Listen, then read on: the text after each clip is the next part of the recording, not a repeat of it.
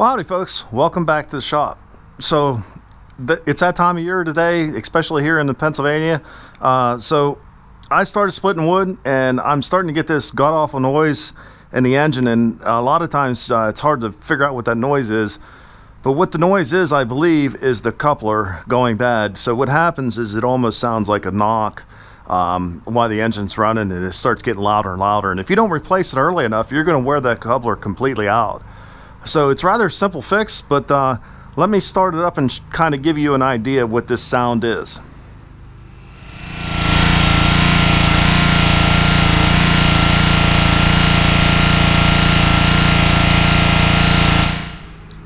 All right, so you got to hear the noise. That's the noise I'm referring to, and some people may say that that's kind of a normal noise. But it's actually really not. That coupler is going bad. And what happens is if it gets gone too bad, it will wear that coupler out.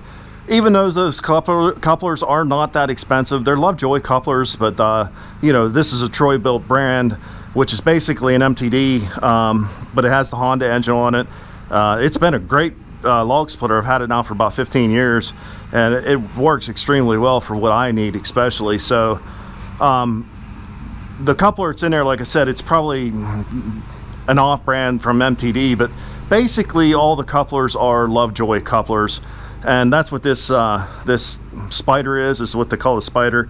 And this is a L090 or an L095 series coupler, and these are pretty much all the same for almost all log splitters. So I got this out of McMaster-Carr. They're relatively cheap. They're $14 or $15.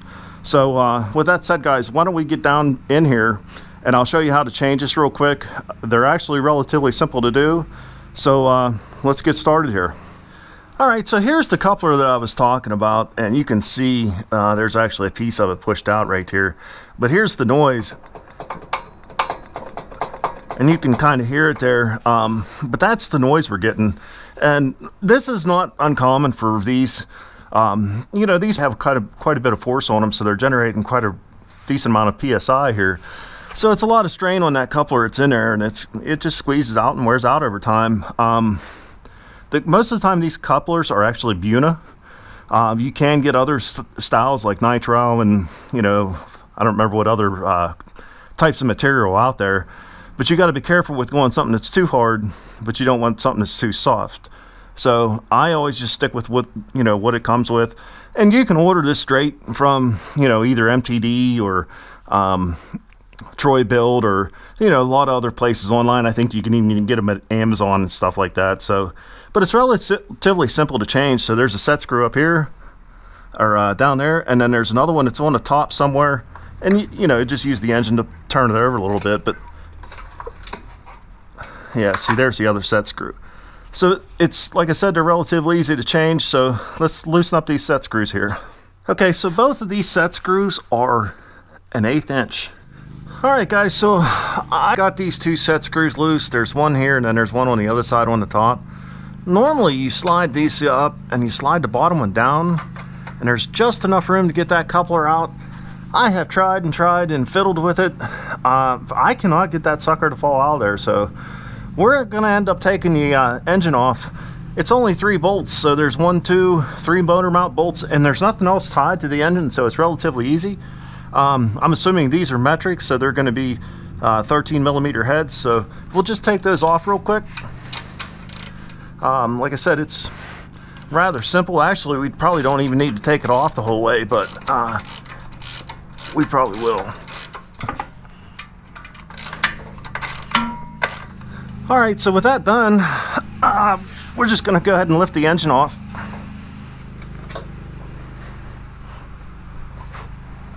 And we'll just set it up here for now. And that's what I mean. The engine is really easy to get off. There's some wood chips and stuff in here, but then the coupler's down in here, and there you go. That's exactly what I was thinking was going on.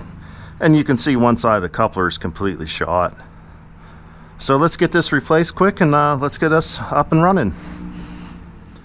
Okay, so what I'm going to do is we're going to put this on the engine first, and we're going to set our depth.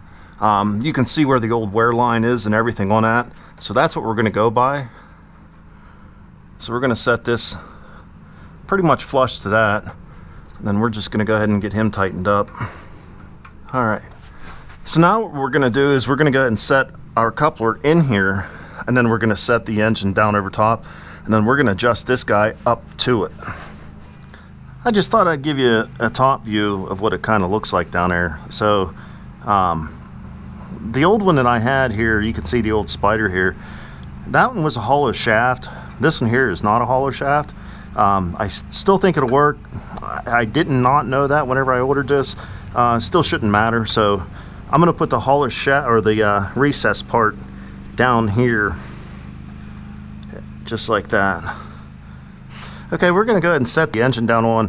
One thing I wanted to point out real quick is the original way the keyway was done, one keyway was this way and the other one was the opposite way.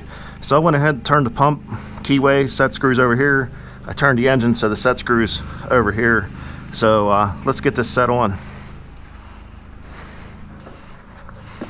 And make sure your washers, these are just spacing washers for the engine. But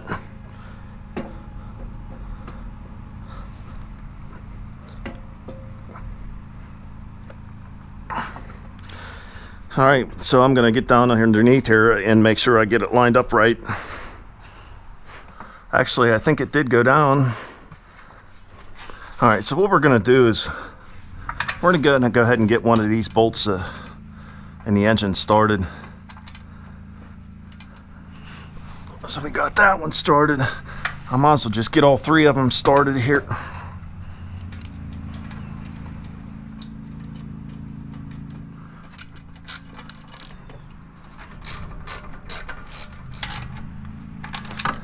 All right, so now that the engine's bolted down, what we're gonna do is we're gonna try to see if we can get this coupler to go up. And there's just not a lot of room here, so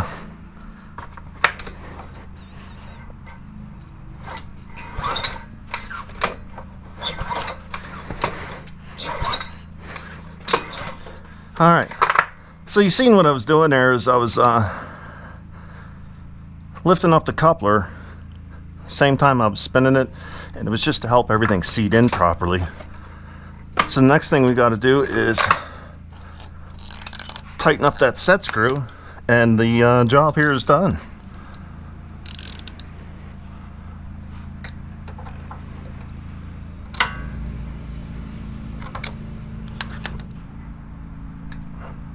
And it all looks good, so let's start it up.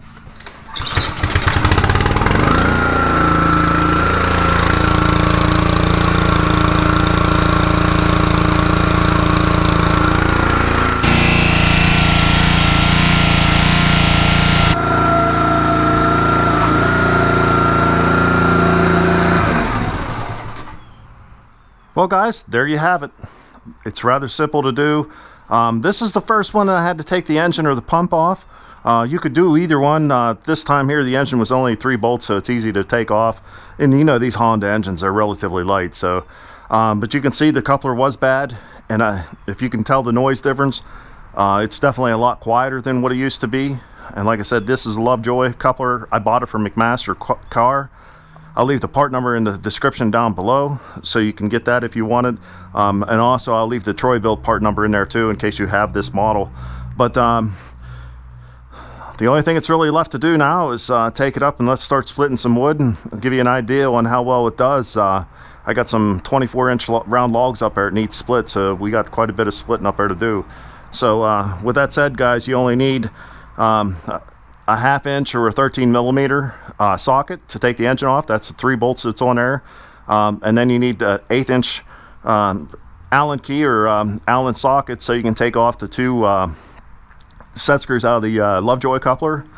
Then after that, it's relatively simple. So this job was didn't take me long. It's probably about 15 minutes or something like that. That's including taking the engine off. So with that said, guys, thanks for watching. Until next time, take care. Please hit that like and subscribe button if you can too. So let's go split some wood. and I'll see you later.